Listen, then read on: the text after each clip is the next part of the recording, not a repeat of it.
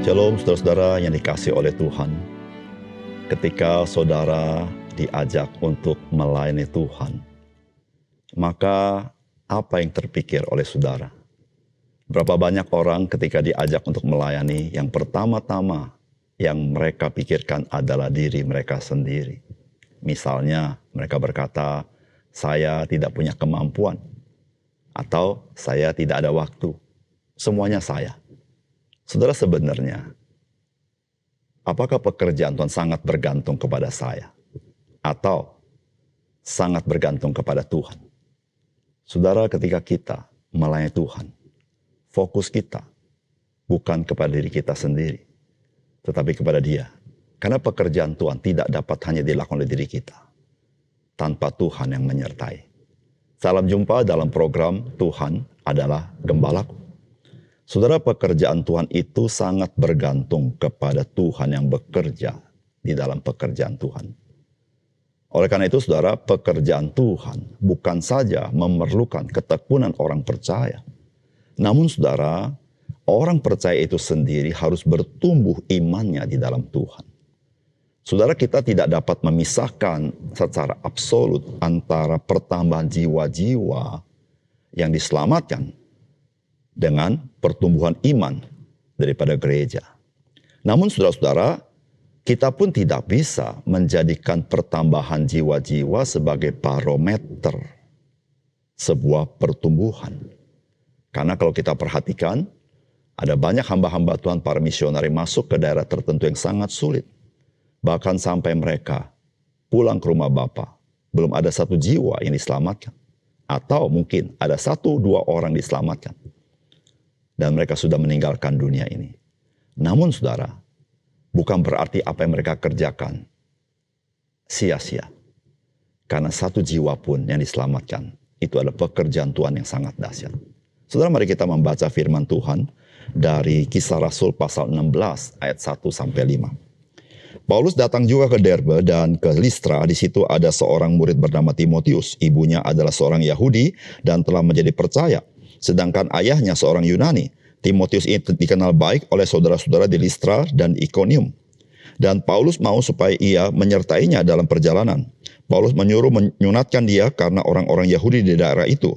Sebab setiap orang yang tahu bahwa bapaknya adalah orang Yunani. Dalam perjalanan keliling dari kota ke kota, Paulus dan Silas menyampaikan keputusan-keputusan yang diambil para rasul dan para penatua di Yerusalem. Dengan pesan supaya jemaat-jemaat menurutinya. Demikianlah jemaat-jemaat diteguhkan dalam iman dan makin lama makin bertambah besar jumlahnya.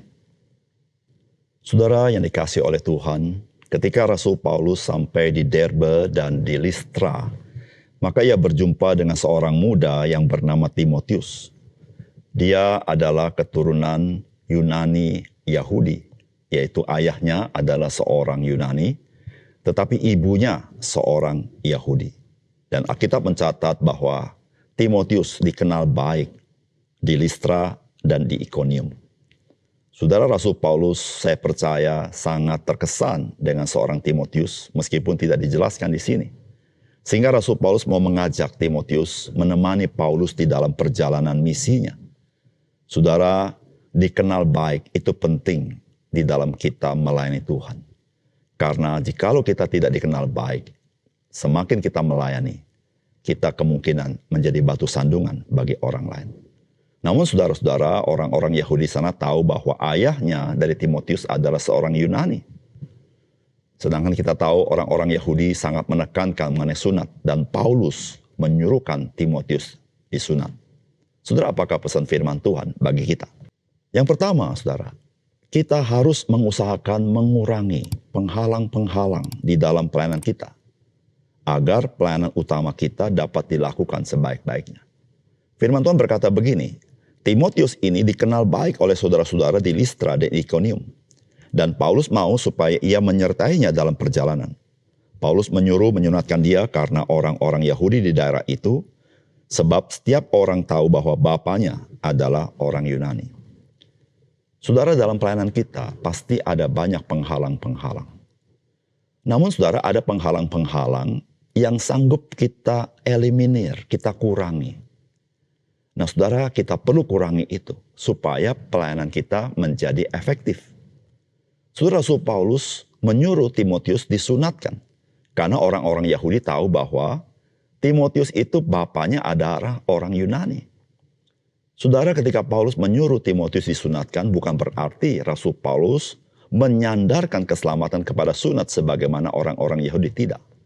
Tetapi penyunatan Timotius semata-mata supaya pelayanan Paulus dan Timotius menjadi efektif, tidak menjadi batu sandungan bagi orang-orang Yahudi.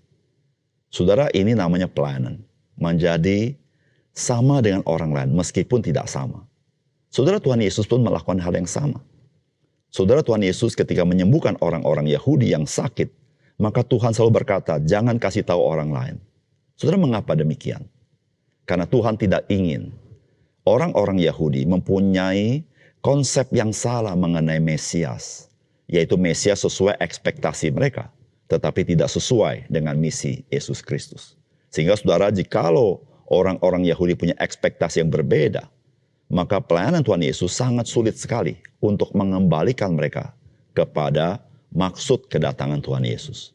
Saudara yang kasih dalam Tuhan, di dalam kita melayani Tuhan, bisa saja ada kesulitan. Tapi satu hal yang perlu saudara ingat, mari kita ingat apakah pelayanan utama kita. Sehingga hal-hal yang sifatnya secondary, mari kita kurangi penghalang-penghalang itu. Sehingga pelayanan utama kita, yaitu memberitakan Injil, menyelamatkan jiwa, membimbing orang untuk mengenal Yesus, menjadi tidak terhalang. Yang kedua, saudara, jemaat yang bertumbuh imannya memberikan pengaruh yang besar bagi lingkungannya. Saudara, firman Tuhan berkata begini, dalam perjalanan keliling dari kota ke kota, Paulus dan Silas menyampaikan keputusan-keputusan yang diambil para rasul dan para penatua di Yerusalem dengan pesan, supaya jemaat-jemaat menurutinya. Demikianlah jemaat-jemaat diteguhkan dalam iman dan makin lama makin bertambah besar jumlahnya. Saudara, pertumbuhan iman adalah hal yang sangat esensial. Pertumbuhan iman adalah perkara yang sangat penting.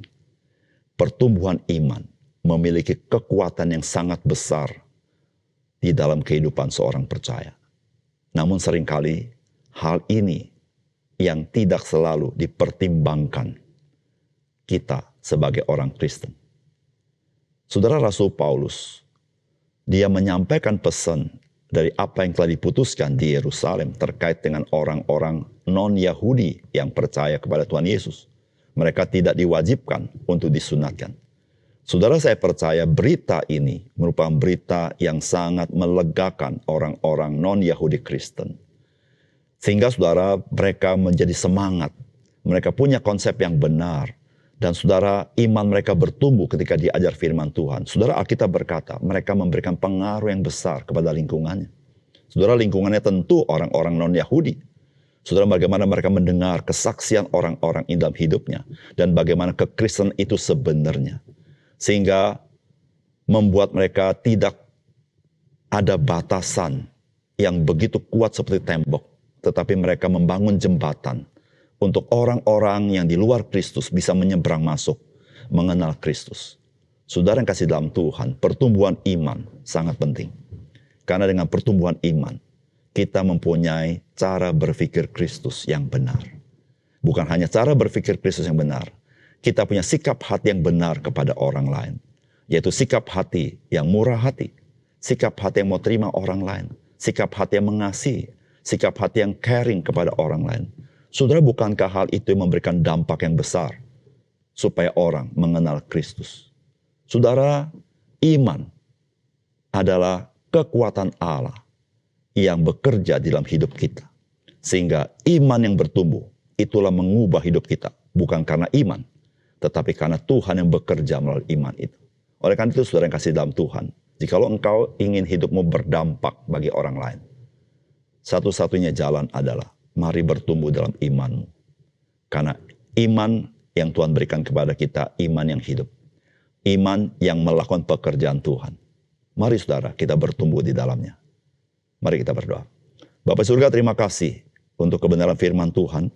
Biarlah Tuhan menggenapi firman dalam hati kami, sehingga kami tahu mana hal yang sangat esensial yang perlu kami perjuangkan, mana hal di mana hal-hal yang secondary yang perlu kami toleransikan agar tidak menjadi penghalang di dalam pekerjaan yang utama.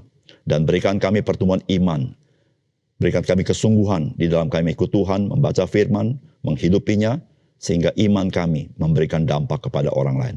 Terima kasih Tuhan. Dalam nama Tuhan Yesus kami berdoa. Amin.